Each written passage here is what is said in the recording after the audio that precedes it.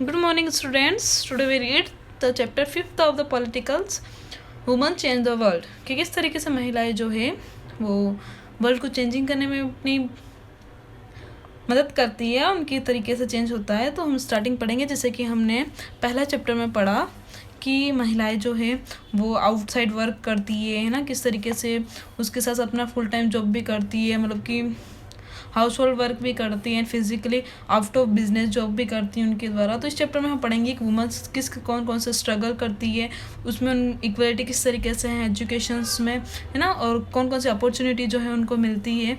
तो ये सारे वुमेंस के द्वारा कौन कौन से मूवमेंट चलाए गए इक्वलिटी के लिए, वो सारा हम इसमें ब्रीफली पढ़ेंगे।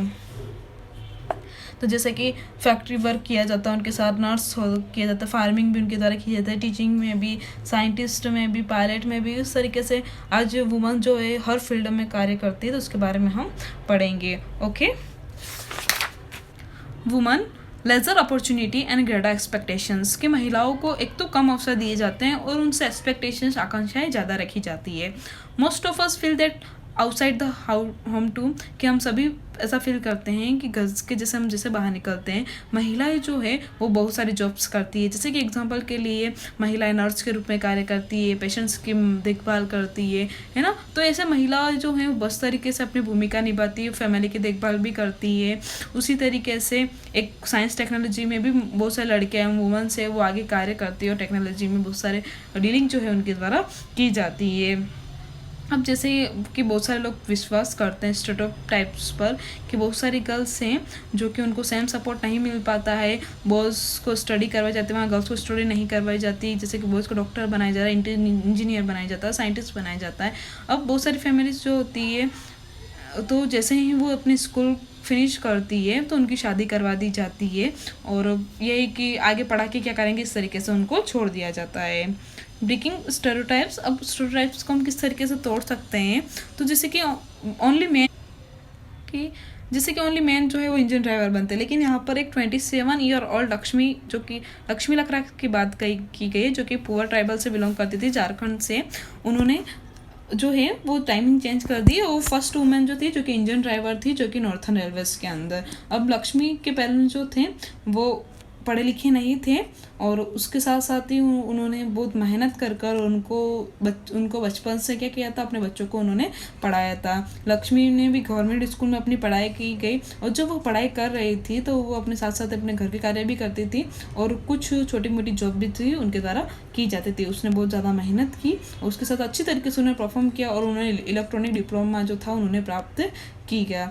उसके बाद उन्होंने रेलवे बोर्ड एग्जाम्स दिया, जिसमें वो फर्स्ट अटैम्प्ट में भी क्या हो गई, पास हो गए, और उनकी जॉब वहाँ पर लग गई। लक्ष्मी कहती है कि मुझे चैलेंज जो है वो बहुत ही पसंद है, और कुछ लोग कहते हैं कि यह गर्ल्स के लिए नहीं होता है, लेकिन मैं उनको बताना चाहती हूँ। लक्ष्मी कहती है कि बहुत सारे टाइम पर मैंने मेरी लाइफ में प्रॉब्लम्स को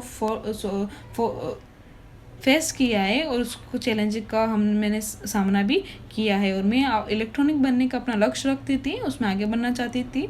उसके साथ मैंने मोटरसाइकिल्स में पॉलिथेनिक रूप से कार्य, मतलब मोटरसाइकिल उन्होंने चलाना सीखी, सवारी को, तब उन्होंने डिसाइड किया कि वो एक इंजन ड्राइवर बनेगी।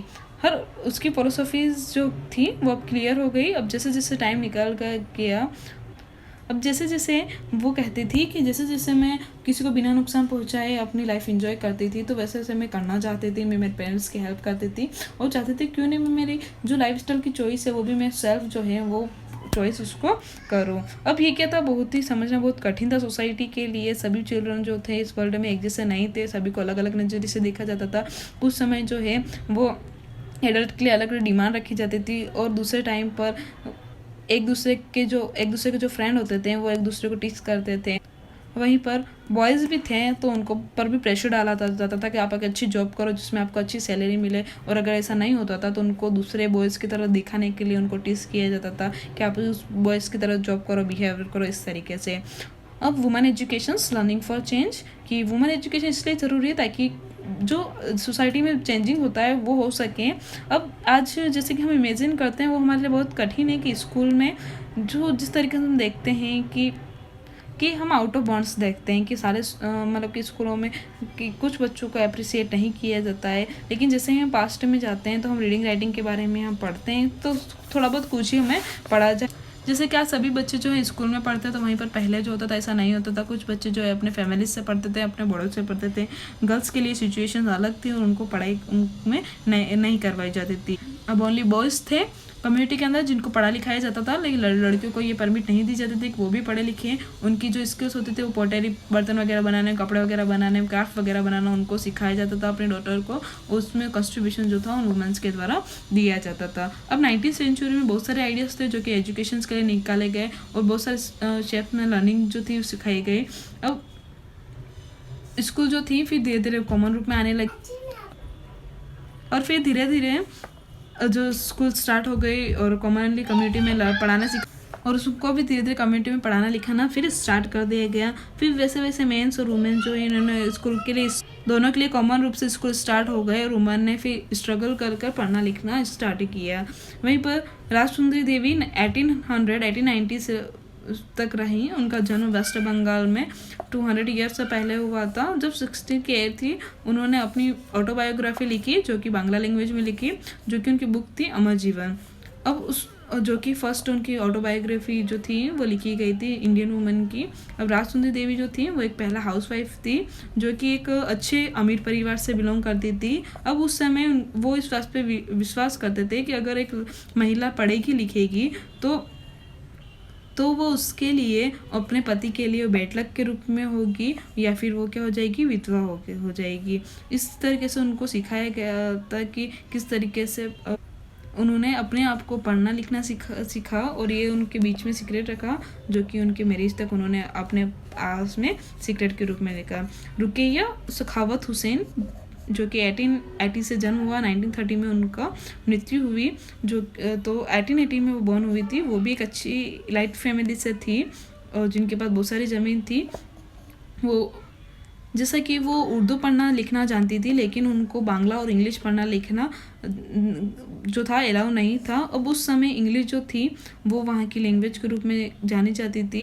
जिन्होंने गर्ल्स के लिए न्यू आइडियाज़ तो थे एक्सप्लोर किए और लोगों को सिखाया कि जो उनके राइट्स नहीं दिए गए वो भी उनके होने चाहिए। तो उसके साथ इंग्लिश जो थी मोस्टली बॉयज़ को सिखाई जाती थी। रुकैया जो थी उन्होंने भी पढ़ना लिखना जो था वो बांग्ला और इंग्लिश में अपने बड़े भाई के अकॉर्डिंग और बड़े सिस्टर से उन्होंने सीखा और उसके बाद वो एक राइटर के रूप में बनी। उन्होंने एक ब्यूटीफुल स्टोरी लिखी जिसका टाइटल था सुल्तान से ड्रीम, जो कि 1905 में लिखी गई और जो कि इंग्लिश स्किल्स में उनके द्वारा लिखी गई थी। जब वो 25 ईयर ओल्ड थे उनकी जो स्टोरी थी फिक्टिवियस वुमन जिसको सुल्तान कहा जाता था, जो कि ये एक प्लेस पहुंची थी जिसको कहा जाता था लेडी लैंड। अब लेडी लैंड एक ऐसी जगह थी जहां पर महिलाएं जो है वो स्वतंत्र रूप से पढ़ सकती थी, कार्य कर सकती थी, नए नए इन्वेंशंस कर सकती थी और इनोवेशन उसके द्वारा किए जाते थे। उसके साथ साथ ही वो रेल्स वगैरह को कंट्रोलिंग वगैरह भी, उनको क्लाउड्स को हेयर कार्ड्स बनाना ये सारा जो था उसमें वो करते थे।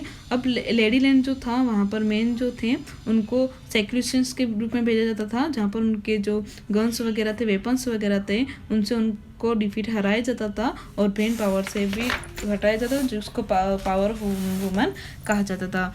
अब रुकैया जो थे उन्होंने अपने एजुकेशन करना खुद को पढ़ाना उन्होंने बंद नहीं किया। उनकी जो एजुकेशंस थी वो ओनली उनकी ड्रीम ही नहीं थी या फिर उनको लिखा ही नहीं था, लेकिन उन्होंने बहुत सारी लड़कियों की हेल्प भी की, उनको स्कूल में पढ़ाया और अपने ड्रीम्स को उन्होंने कंप्लीट किया।